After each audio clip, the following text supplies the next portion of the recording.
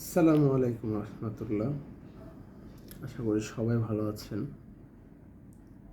আমিও ভালো আছি। আজ 11ই ফেব্রুয়ারি 2025। এখন রাত্র 2টা 50 মিনিট। আমি যখন ভিডিওটা করছি, আসলে আমি কারো কাছে না, জাস্ট আমার নিজের আত্মতৃপ্তির জন্য এই ভিডিওটা আমি মেক করতেছি। আমি আমি আত্মতৃপ্তি পাবো এই ভিডিওটা মেক করে।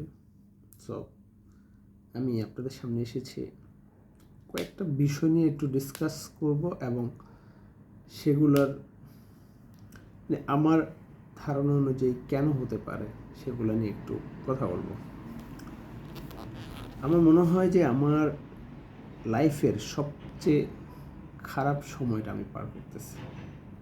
ইটস রিয়েলি ট্রু যে আমি আসলে অনেক খারাপ একটা সময় পার করতেছি, যে এই সময়টাতে আসলে এতটা ডিসঅ্যাপয়েন্টেড, একটা মানসিক চাপ এত পরিমাণ, যেটা আসলে আমার জন্য অনেক ডিফিকাল্ট হয়ে গেছে সহ্য করার। আমি আমি স্পিচলেস অ্যাবাউট দিস। যদি আমাকে কেউ প্রশ্ন করে লাইফ, হোয়াট ইজ লাইফ, তার আমি অ্যান্সার দিতে পারবো না। কারণ আমার কাছে মনে হবে আমি কোন অ্যান্সারটা দেব, সঠিকটা নাকি ভুলটা, কোনটা দিচ্ছি, ভালোটা না খারাপটা। So I am just confuse about that. আমি জাস্ট একটি কথাই বলবো যে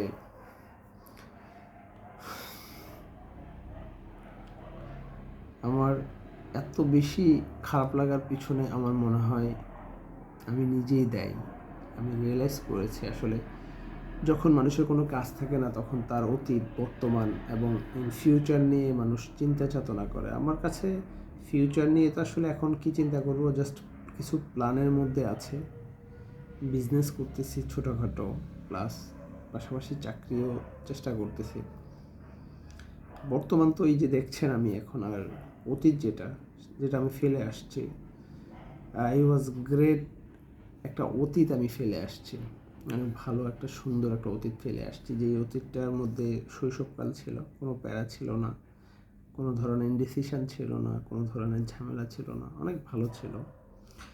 আর স্টুডেন্ট লাইফ, তারপরে কর্মজীবন, তারপরে প্রবাস জীবন, দেন আবার বাংলাদেশে ব্যাক করা, বাহিরে যেতে না পারা, দেশের মধ্যে আবার চাকরি করা, আর ওই চাকরির সময়কালটাতে ফ্যামিলির সাথে থাকা, সব মিলিয়ে আসলে অনেক ভালো মেমোরিজ আছে। বাট আমার মনে হয় কি, আমার মিস প্ল্যানিংয়ের কারণে আজকের এই রাতটা, আজকের এই ভিডিও করার মোমেন্টটা তৈরি হয়েছে। আমি যদি একটা গুড প্ল্যান করে আমার লাইফটাকে আমি লিড করতাম, তাহলে হয়তো আজকের রাতটা আমাকে ঘুমের মধ্যে থেকে আমি রিল্যাক্সে থাকতে পারতাম। বাট এটা হচ্ছে আমার লাইফের সবচেয়ে বড় ট্র্যাজেডি। আই থিঙ্ক আমার অনেক বড় কিছু ভুল আমি করেছি, যেগুলো আসলে জীবন তো চলে যায়। দেখেন, আজকে সময় থাকা সত্ত্বেও কোথাও ঘুরতে যেতে ইচ্ছে করে না। মানে আমি ফুল ফ্রি, কোনো কাজ নেই, তারপরেও কোথায় যেতে ইচ্ছে করে না। It's reality. আসলে একটা সময় গিয়ে আমরা সবাই বুঝি, কিন্তু আমাদের সেই সময়ের মূল্যটা আমরা হারিয়ে তারপরে বুঝি।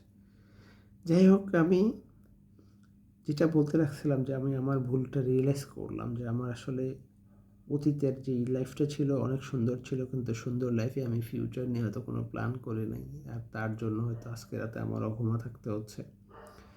জানি না আগামী কতদিন এরকম থাকতে হবে, তবে একটা জিনিস সত্য, যে বিপদের সময়টা আসলে পৃথিবীটা, বাস্তবতাটা কত কঠিন মানুষ বুঝতে পারে। আমরা ছোটোবেলায় বিভিন্ন ট্রাকের পিছনে, গাড়ির পিছনে লেখা দেখতাম, লাল কালি দিয়ে লেখা, বাস্তব বড়ই কঠিন। আমরা জাস্ট ঠাট্টা করতাম, বা আমরা জাস্ট এটা নিয়ে একটু উপহাস করে বলতাম, বাস্তব বড়ই কঠিন। এটা কোনো কথা, আসলেই বাস্তবতাটা কত কঠিন সেটা আপনি যখন ফেস না করবেন, আপনি কখনো সেটা নিয়ে আপনি কোনো কমপ্লিমেন্টসই দিতে পারবেন না। বাস্তবতাটা আসলে কেমন, তো আমি আমি just I am be strong man. আমি মানসিকভাবে অনেক স্ট্রং, এবং আমি এটা বিশ্বাস করি যে মানসিক ভাবে যারা স্ট্রং তারা কখনোই বিকারগ্রস্ত হয় না। আই বিলিভ দ্যাট তারা কখনো ক্ষতিগ্রস্ত হয় না।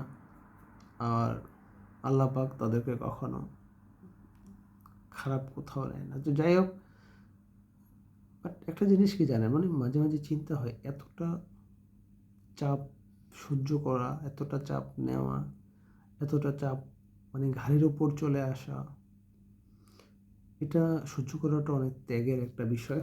যাই হোক, সহ্য করলাম, সহ্য করেছি। ইন ফিউচারে হয়তো এর চেয়ে খারাপ পরিবেশ হতে পারে, হয়তো তখন এরকম আরও অন্য কোনো ভিডিও আপনারা দেখতে পারবেন। ভিডিওটা আমি আমার ইউটিউব চ্যানেলে আপলোড করব, ফেসবুকে বা আমার টিকটক প্ল্যাটফর্ম, এখানে দিব আমি। তো আমার এই কথাগুলো আসলে যাদের মানে অনেকেই মনে করবে যে অহেতুক বা একটা ভ্রান্ত ধারণা বা যে কোনো একটা বাজেভাবে কমেন্ট করে উড়িয়ে দেবে, বাট আমি মনে করি প্রত্যেকটা মানুষের এই জিনিসটা চিন্তা করা উচিত যে আসলে আমি আজকে এখানে আছি, কালকে এখানে আমাকে যেতে হবে, আর এখান থেকে এখানে যাওয়ার রাস্তাটাকে আমাকে তৈরি করতে হবে। আর এখান থেকে ওইখানে যাওয়া পর্যন্ত যত কিছু আছে সব কিছু আমাকে করতে হবে।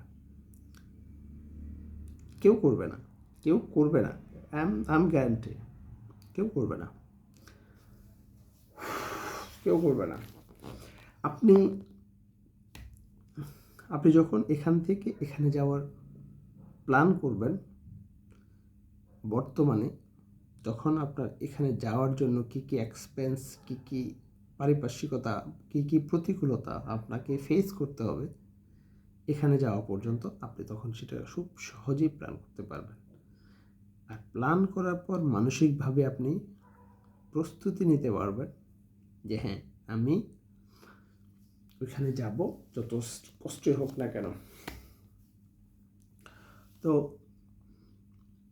তো সেই ধারাবাহিকতা আসলে আমার হয়তো আমার অতীতটাতে যতটা সুন্দর ছিল তার চেয়ে আলহামদুলিল্লাহ ভালো আছি এখন, বাট আরও ভালো হওয়ার কথা ছিল, যেটা হয়নি।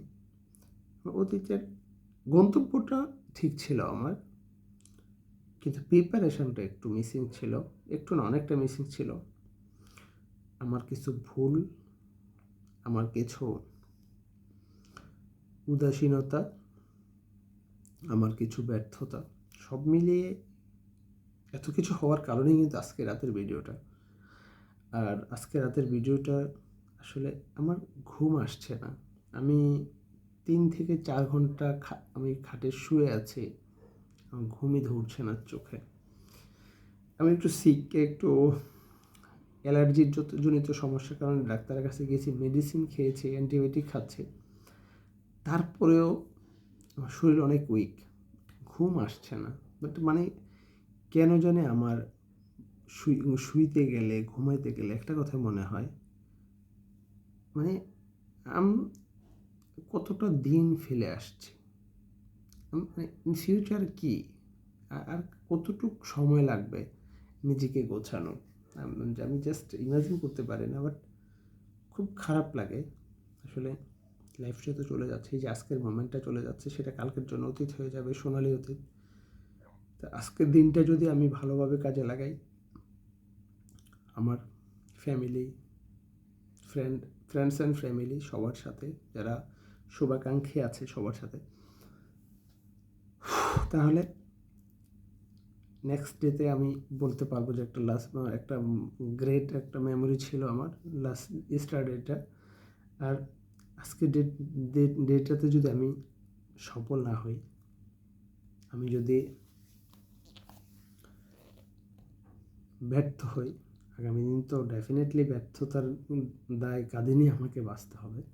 আই থিঙ্ক আল্লাহ পাক সবাইকে যতদিন জীবন দিয়েছে, একটা নির্দিষ্ট হায়াত দিয়ে দুনিয়াতে পাঠিয়েছে, অবশ্যই যত ধরনের প্রতিকূলতা আছে সব কিছু ফেস করার মতন সামর্থ্য আল্লাহ পাক দিয়েছে, এটা আমি বিলিভ করি। বাট আসলে মানুষ অনেক সময় অনেক কিছু করে ফেলে। আসলে মানুষ এত কিছু যে করে ফেলে, এই এত কিছু করার পিছনে কিন্তু মানুষ নিজে তার মাথাকে ঠিক রাখতে পারে না, সঠিকভাবে কাজে লাগাতে পারে না। আই থিঙ্ক আলহামদুলিল্লাহ অনেক ডিসঅ্যাপয়েন্টেড হয়ে যাই, বাট একটা জিনিস মনে হয় যে না, ঠিক আছে, লাইফটা আসলে অনেক সুন্দর।